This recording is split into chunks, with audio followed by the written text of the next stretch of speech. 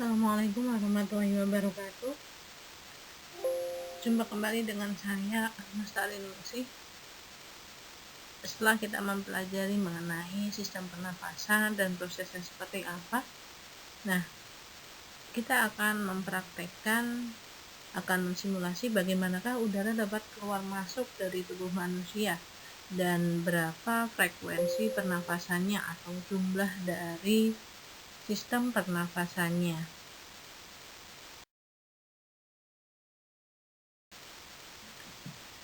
Sebelum masuk ke praktek, nah kita akan mereview dulu mengenai apa itu sih bernafas.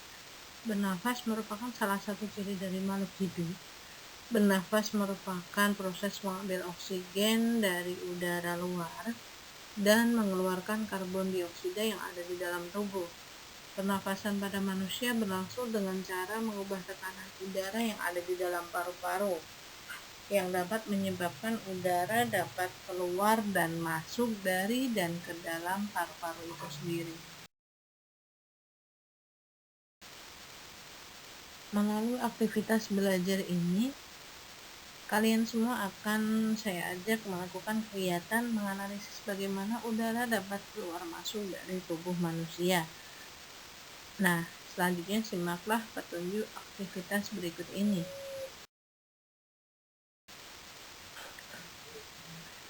Sebelum kita mulai, silakan siapkan satu botol plastik kosong bekas air minum mineral yang ada di rumah, entah merek apapun ya.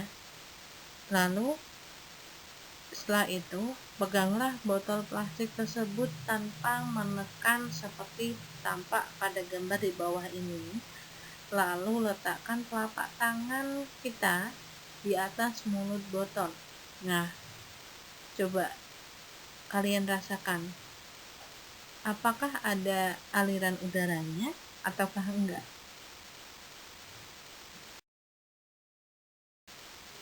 Tahap yang selanjutnya, mintalah bantuan dari orang tua atau kakak atau orang yang ada di dekat kalian untuk menekan botol tersebut seperti tampak pada gambar. Ketika salah satu dari mereka menekan botol, letakkan telapak tangan kalian di atas mulut botol. Nah, coba rasakan kembali apakah ada aliran udaranya ataukah enggak. Langkah terakhir, mintalah kepada orang yang menekan botol tersebut untuk mengurangi tekanan tangannya. Kemudian lama-kelamaan tekanan dilepaskan seperti tampak pada gambar. Ketika salah satu dari mereka mengurangi tekanan tangan pada botol, letakkan telapak tangan kalian di atas mulut botol. Nah, rasakan apakah yang terjadi. Adakah aliran udaranya ataukah tidak ada aliran udara? Setelah kalian melakukan beberapa aktivitas tadi, hasil yang sudah kalian peroleh silakan kalian catat pada tabel berikut ini. Nah, di sini ada 3 perlakuan terhadap botol. Yang pertama, tidak ditekan sama sekali. Yang kedua, ditekan. Yang ketiga, tekanan dikurangi lalu dilepaskan. Nah, pertanyaannya yang perlu diisi di sini, tekanan udara di dalam botol tinggi atau rendah? Silakan kalian centang. Lalu volume botolnya seperti apa, meningkat atau menurun, dan aliran udaranya ke dalam atau keluar. Itu bisa kalian centang sesuai dengan hasil percobaan yang sudah dilakukan. Nah, setelah membuat tabel tersebut, sekarang silahkan kalian buat kesimpulan.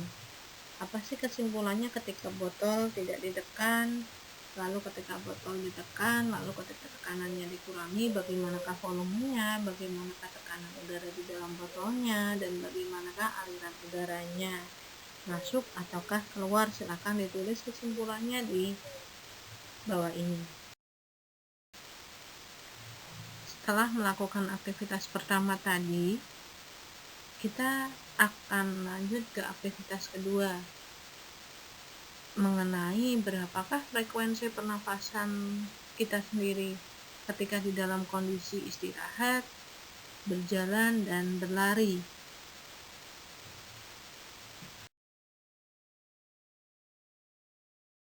Tahap-tahap pada aktivitas yang kedua kali ini, yang pertama, kita tidak memerlukan alat apapun, kita hanya memerlukan stopwatch atau jam tangan untuk melihat berapakah lamanya kita berlari dan berjalan seperti itu ya.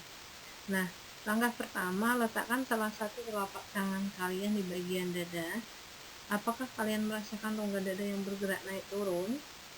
Langkah kedua, tarik nafas yang dalam, kemudian perlahan-lahan hembuskan. Dan kalian rasakan apakah rongga dada kalian bergerak naik turun secara teratur. Yang ketiga, setiap satu kali bernafas adalah satu kali menghirup dan menghembuskan nafas. Sekarang coba hitung frekuensi pernafasan kalian pada saat keadaan duduk selama 1 menit. Cara menghitungnya gimana? Nah, kalian sambil bernafas sambil dihitung ya selama 1 menit. Lalu langkah berikutnya, silahkan kalian berjalan selama 5 menit sambil setelah itu hitunglah frekuensi pernafasan kalian selama 1 menit. Jadi jalan dulu selama 5 menit, lalu kalian ukur berapakah frekuensi pernafasannya selama 1 menit aja. Nah, yang terakhir di sini, aktivitas yang terakhir yaitu berlari. Silahkan kalian berlari dulu 5 kali putaran, lalu hitunglah berapa frekuensi pernapasan kalian selama 1 menit. Jadi ada 3 kali ya. Di situ yang pertama, keadaan di mana kalian duduk santai, lalu yang kedua ketika berjalan, dan yang ketiga ketika berlari.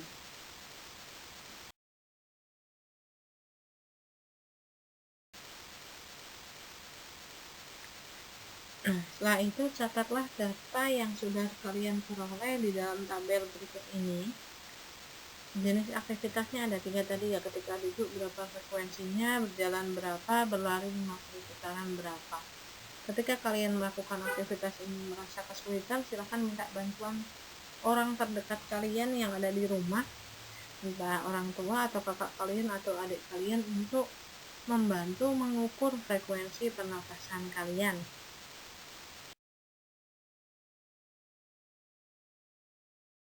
Nah, setelah dipraktekkan dan ditulis di dalam tabel, di sini Ibu ada beberapa pertanyaan. Yang pertama, apakah frekuensi pernafasan pada saat duduk, berjalan, dan berlari itukah sama? Ya, ketika sama kalian tulis di situ, ketika berbeda juga kalian jelaskan di situ. Yang kedua, aktivitas mana yang menghasilkan frekuensi pernafasan paling cepat dan paling lambat? Silahkan kalian tulis di tabel berikut ini.